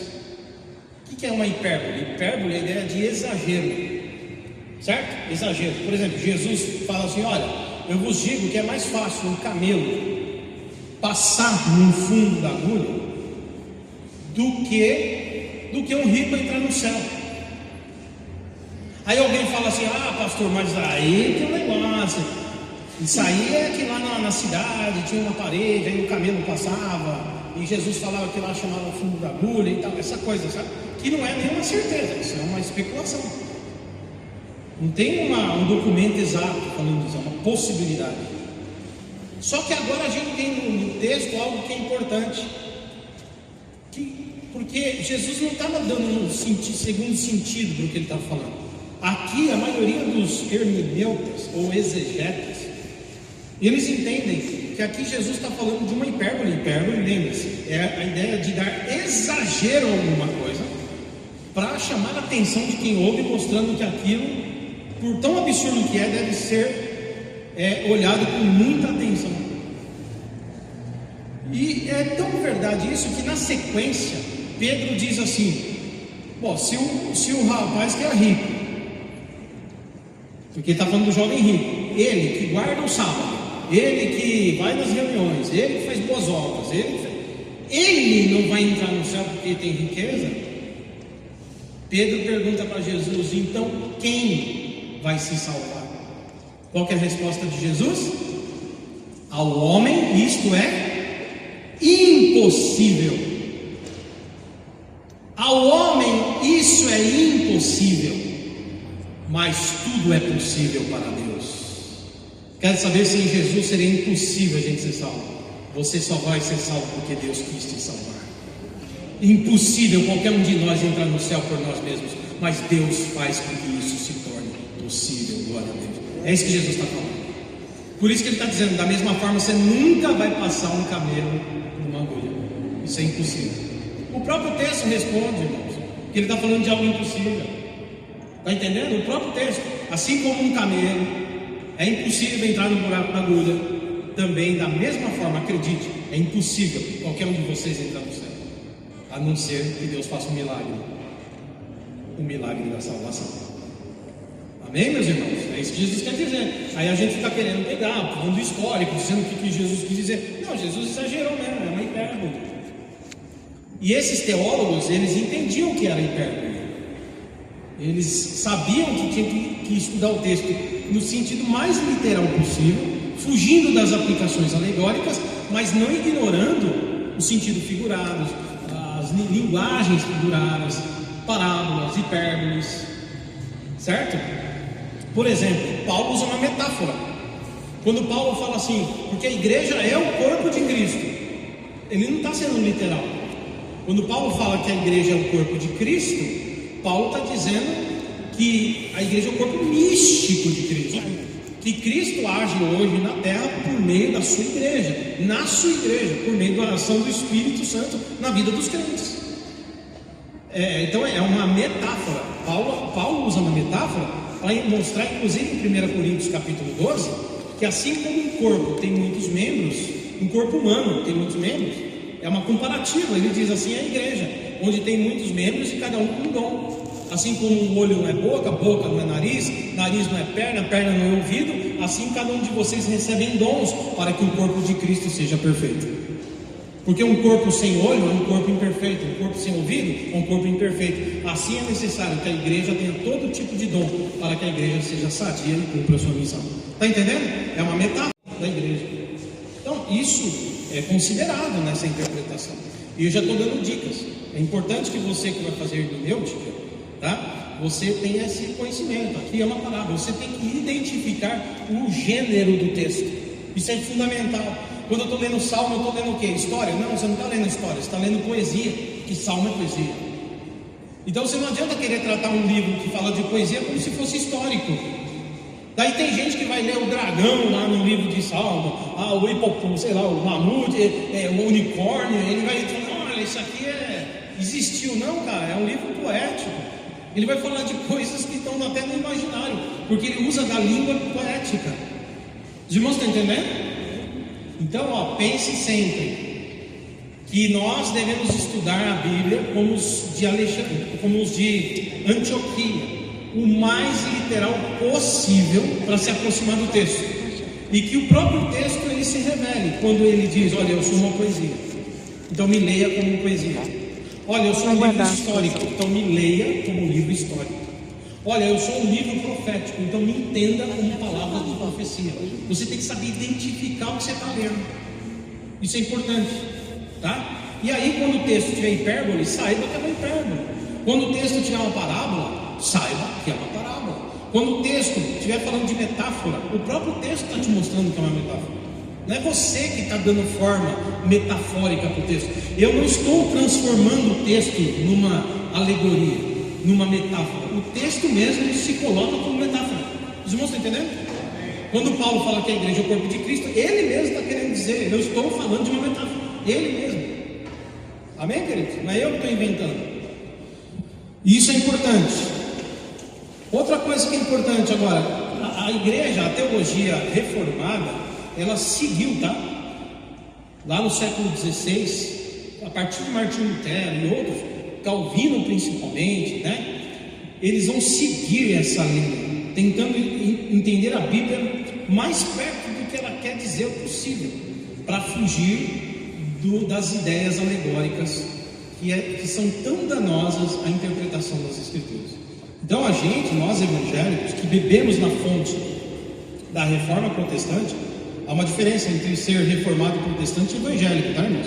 Mas isso fica para uma outra hora. Nós somos descendentes, temos um legado, recebemos o legado dos reformados, tá? Mas nós nos formamos, nos entendemos como povo evangélico. E tem algumas pequenas diferenças entre uma coisa e outra. Mas a gente bebe da mesma fonte e tem a mesma base, que é o solo da Escritura, somente as Escrituras. E a gente tem que aprender a manusear muito bem as Escrituras que pregamos. E a hermenêutica nos ajuda nisso. Então a gente tem que descobrir na exegese o que o autor quis dizer. Nunca se esqueça disso. Então quando você pegar um texto, algumas coisas são importantes, tá? Por exemplo, olha só, que você vai ter que considerar. Esse texto que eu vou ler para a igreja, que eu vou pregar para a igreja, primeira coisa, ele é um texto histórico, ele é um texto poético, tem linguagem poética. Ou esse texto, ele é um texto que tem conteúdo profético. Que tipo de texto eu vou ler para a igreja? Então você tem que se identificar com isso, isso é importante, a primeira coisa. Segunda coisa, você tem uma visão panorama daquele livro. Tá, eu vou pregar Samuel capítulo 16. Tá, mas o que fala o texto? O que fala o livro inteiro de Samuel?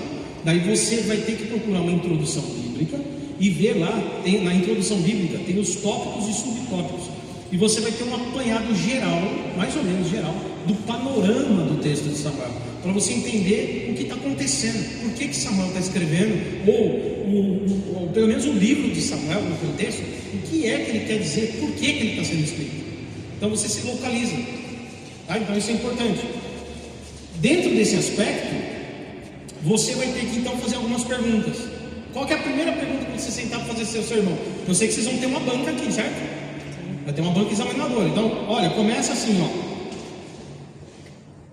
Primeiro, quem é o autor desse livro? Primeira pergunta. Segundo, esse livro está sendo escrito para quem? E por quê? Por exemplo, se você pegar o Evangelho de Lucas, ele já começa dizendo: ó, Teófilo, eu estou endereçando essa carta a você. Você já sabe que ele está mandando uma carta para o tal do Teófilo. E por quê? Aí você vai estudar o texto e entender por que ele está escrevendo. Qual que é o objetivo de Lucas. Depois, quando está sendo escrito e onde? Porque tem pessoas que acham que o texto foi escrito aqui na Praça da Sé.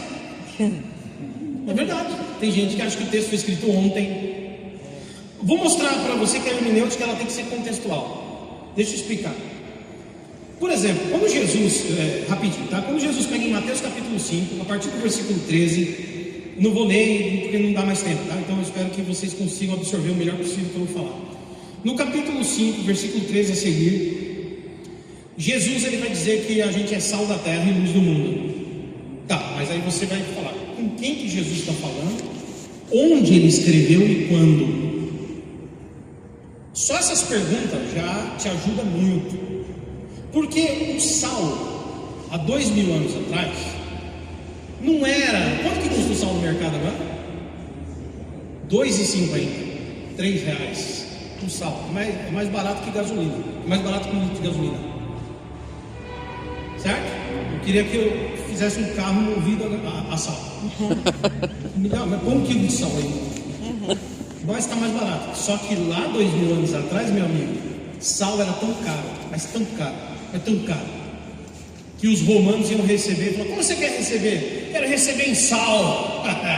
Manda sal. Encheu o saco um carro de sal. O carro que eu falo é carroça, outras coisas, tá? O animal, enche sal, coloca sal. Tanto que pegou tanto que colocaram o nome de salário. Quando você recebe salário, vem daí. A ideia de salário, eu recebo em sal. Olha como o negócio é. Então não é R$2,50. Lá atrás o sal era top, meu amigo. Se passasse no jornal hoje, alguém preso lá, você matou ele. Notícias populares, né? Nossa, essa foi lá atrás, né? Jornal que você espreme e sai sangue, né? Eu nem sei agora como que é a Cidade Alerta. Devia mudar de Cidade Alerta para Cidade em Pânico, né? O nome do jornal. Começou agora a Cidade em Pânico, né? Tá, outro nome, jornal, né? Mudar o nome, né? Esse Cidade Alerta tá ultrapassado. Vou ligar para a televisão e dar essa ideia. Mas aí o que acontece? Imagina um cara preso lá. Vem cá, você matou por quê? Porque ele não queria dar o sal dele. Assim. Eu matei mesmo, queria sal de sal aí, estava devendo os caras aí. Os caras estão me cobrando, me dá o salmo, matei, peguei o salmo. É assim que eu ia assistir televisão hoje. Certo? Então o sal, você precisa entender que Jesus está dizendo assim: ó, o mundo, vocês estão no mundo, o mundo precisa saber que vocês têm valor. Primeira coisa. Segundo, o sal servia para quê? Não tinha geladeira. Então o sal, ele mantinha, ele preservava o alimento para não apodrecer.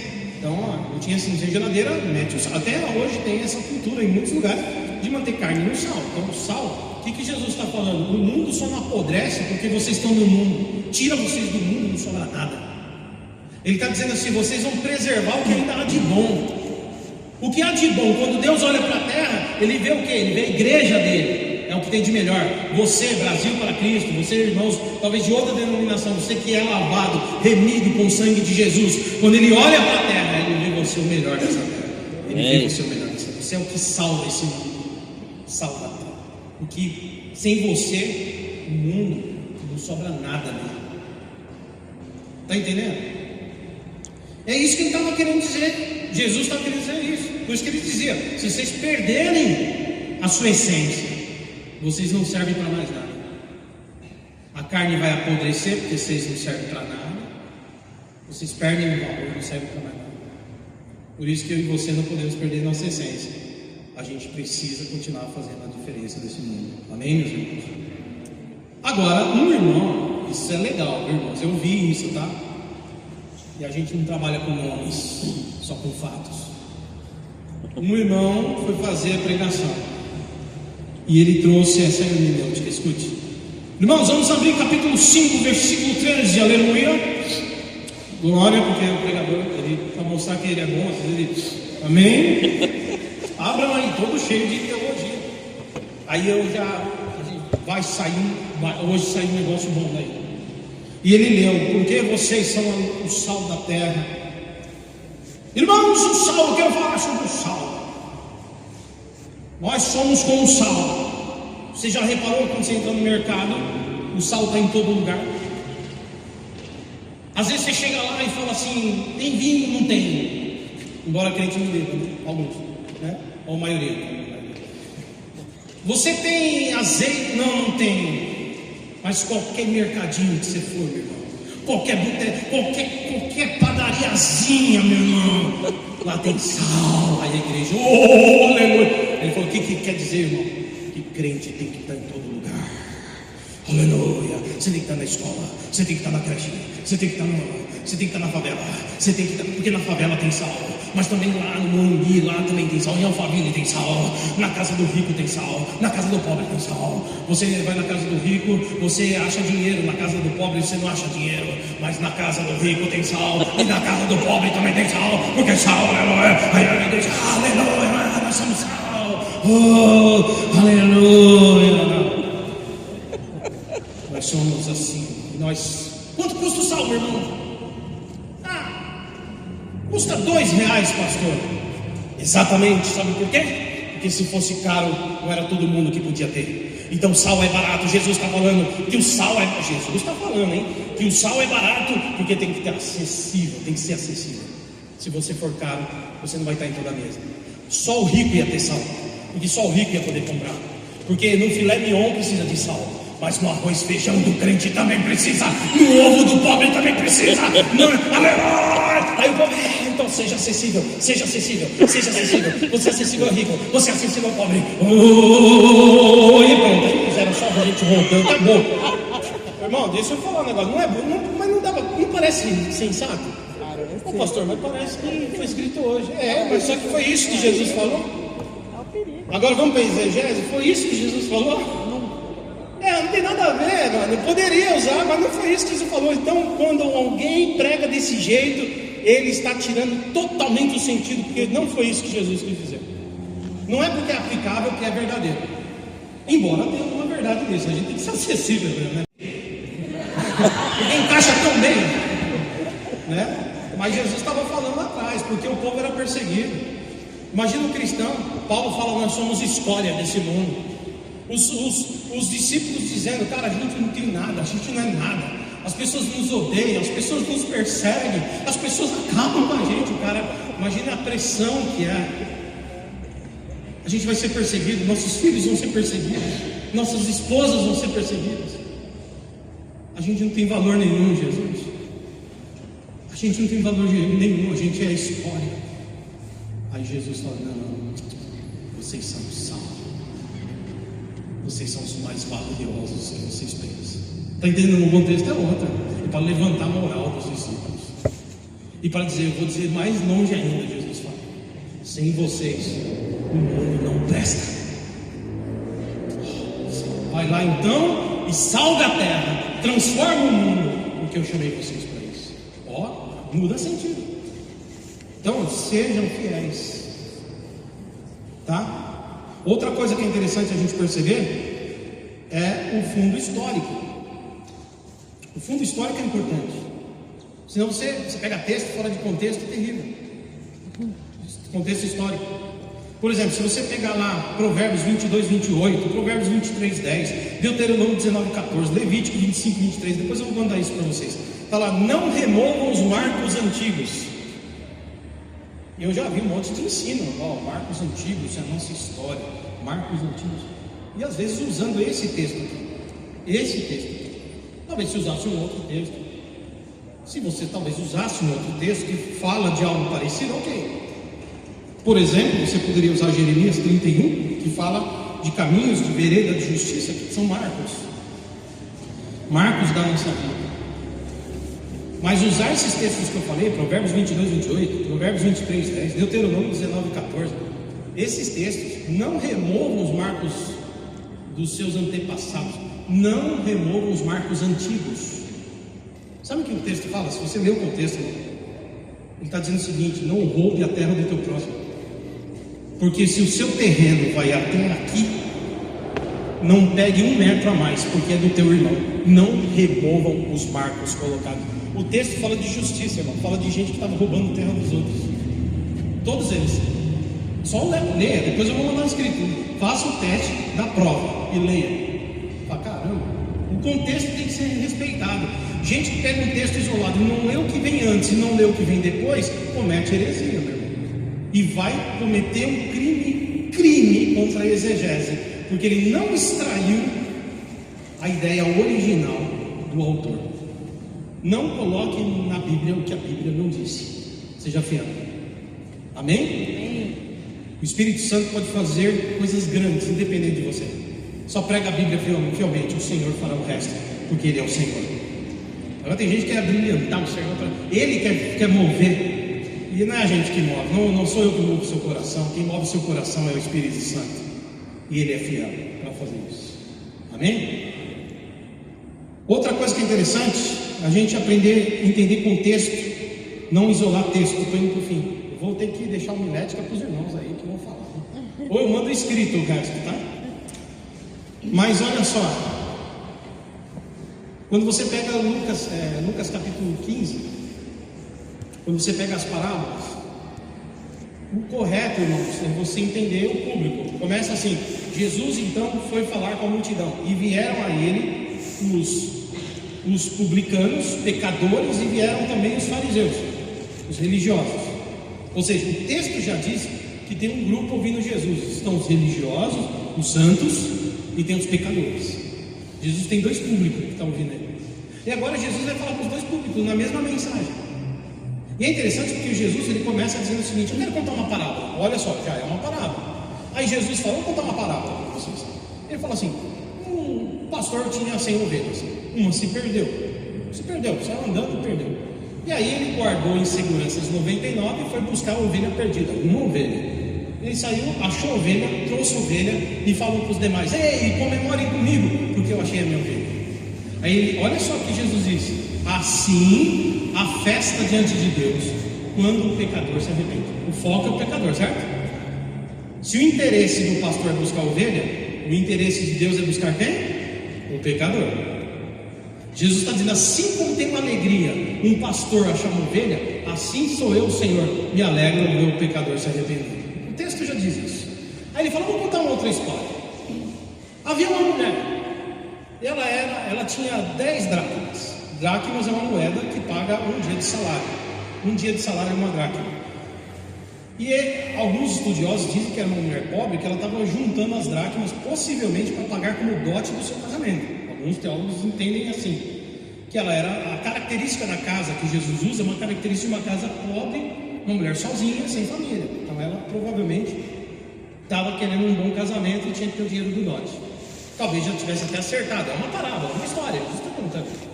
Aí Jesus vai dizer o seguinte, olha, aí ela perde uma moeda, igualzinho o pastor perdeu uma ovelha.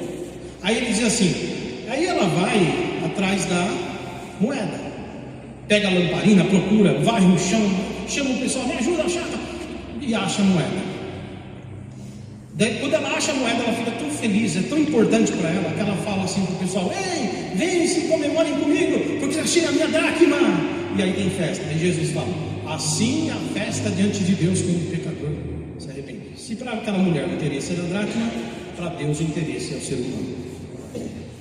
Jesus tá... Aí Jesus chega na história, agora eu quero contar mais uma história.